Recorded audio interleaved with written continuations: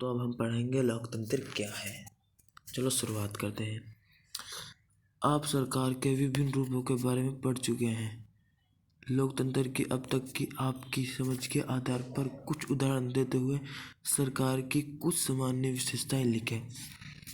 लोकतांत्रिक सरकार है, गैर लोकतांत्रिक सरकार है।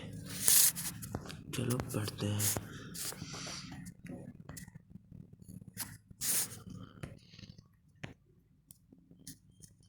एक सरल परिभाषा।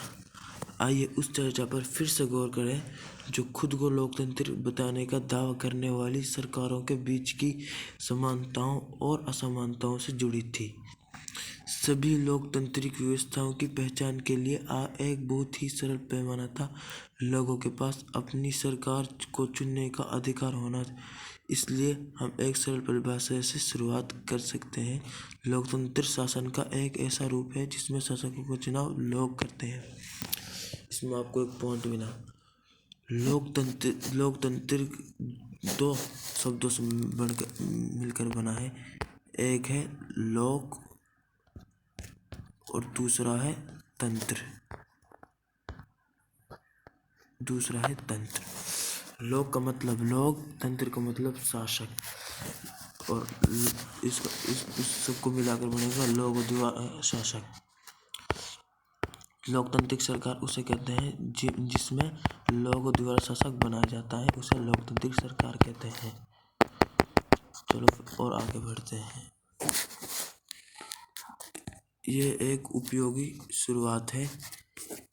यह परिभाषा बहुत ही स्पष्ट ढंग से लोकतांत्रिक और गैर लोकतांत्रिक शासन विशेषताओं में अंतर कर देती है। म्यांमार के सैनिक शासकों का चुनाव लोगों ने नहीं किया। जो म्यांमार है उसके सैनिक शासकों ने चुनाव नहीं किया।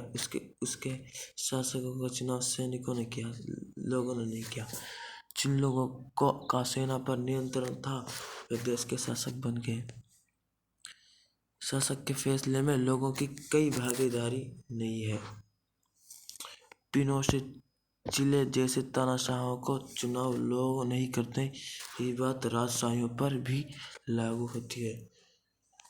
सऊदी अरब के शाह लोग द्वारा शासक नहीं चुने गए हैं, बल्कि राज परिवार में जन्म लेने के कारण उन्हें ये हक पाया है।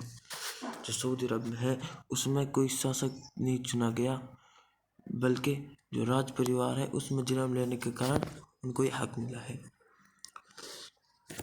लेकिन यह सरल परिभाषा पूर्ण या पर्याप्त नहीं है।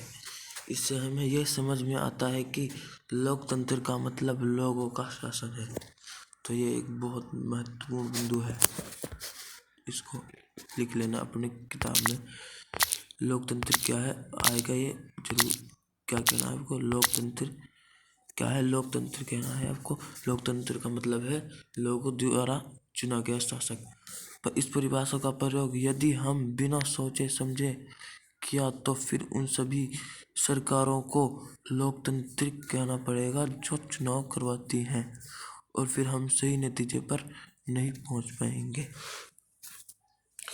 जैसे कि हम अध्याय 3 में देखेंगे कि समकालीन दुनिया की हर सरकार, चाहे वह लोकतांत्रिक हो या खुद को लोकतांत्रिक कहलाती हो।